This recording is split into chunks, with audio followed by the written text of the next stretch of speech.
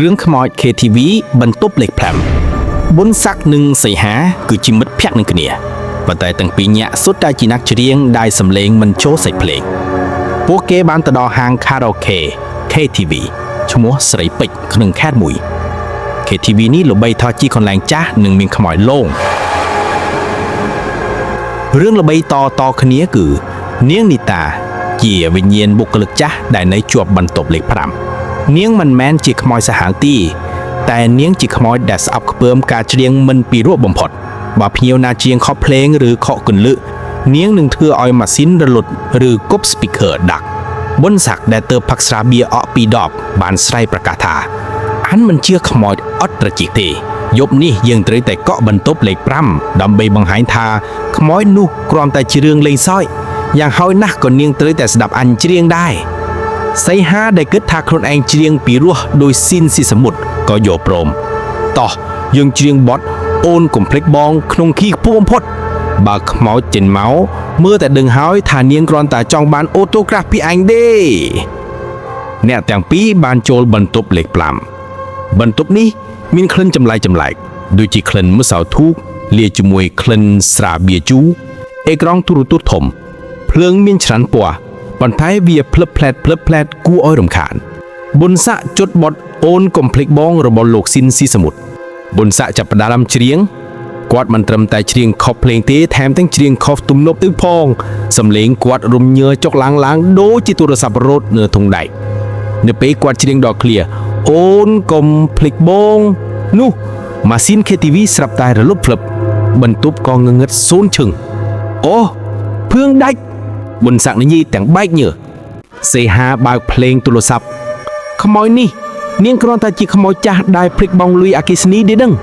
ភ្លាមនោះអគ្គិសនីក៏មកវិញប៊ុនសាក់យកមីក្រូហ្វូនមកច្រៀងម្ដងទៀតព្យាយាមច្រៀងបទដើមពីកន្លែងដែលរលត់លើកនេះមិនមានការរលត់ភ្លើងទេតែនៅពេលប៊ុនសាក់កំពុងស្រែកច្រៀងដល់ចំណុចកំពូល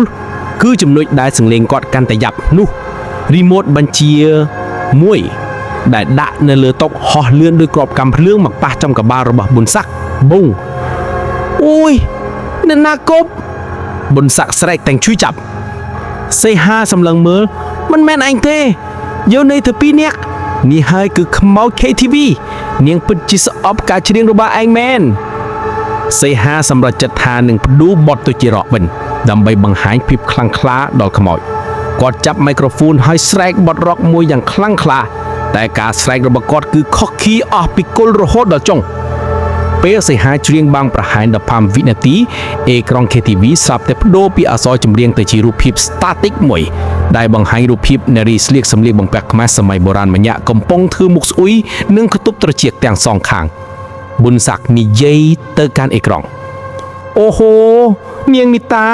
ខ្ញុំសុំទោសកុំធ្វើមុខបែបនឹងខ្ញុំដឹងថាសំឡេងខ្ញុំអាក្រក់ប៉ុន្តែមុននឹងប៊ុនសាក់និយាយចប់សំឡេងមួយក៏លាន់លឺឡើងយ៉ាងច្បាស់លាស់ចេញពី speaker ធំនៅក្នុងបន្ទប់នោះវាជាសំឡេងស្ត្រីដ៏ពីរោះនិងទន់ភ្លន់តែពោរពេញទៅដោយការគំរាមកំហែងឈប់សូមលោកទាំងពីរកុំច្រៀងទៀតខ្ញុំសូមអង្វរខ្ញុំនៅទីនេះរាប់ឆ្នាំមកហើយខ្ញុំមិនដែលជួបសំឡេងដូចឈួតបែបនេះទេសូមលោកទាំងពីរទៅផ្ទះវិញទៅមុននឹងខ្ញុំចាក់ចម្រៀង original ដែលល្បីបំផុតរហូតដល់ភ្លឺភ្លាមនោះសំឡេងចម្រៀង original របស់លោកស៊ីនស៊ីសមុទ្រក៏បន្លឺឡើងយ៉ាងច្បាស់លាស់និងពីរោះរណ្ដំពេញបន្ទប់ខ្មោចនោះបានចាក់ original song តែម្ដងប៊ុនសាក់និងសីហាមិនហ៊ានប៉ះមីក្រូហ្វូនទៀតទេពួកគេបានរត់ចេញពីបន្ទប់លេខ5យ៉ាងលឿនទាំងសើចទាំងភ័យនៅពេលដែលពួកគេចេញពី KTV នោះប៊ុនសាក់សន្និដ្ឋានអញដឹងហើយខ្មោច KTV មិនមែនជាខ្មោចដែលសម្លាប់មនុស្សទេនាងគឺជាអ្នកការពារស្តង់ដារគុណភាពតន្ត្រីតែប៉ុណ្ណោះញាក់ទាំងពីរក៏សម្រេចចិត្តថាពួកគេនឹងបដូរទៅ KTV ផ្សេងដែលខ្មោចមិនរើអាងសំឡេង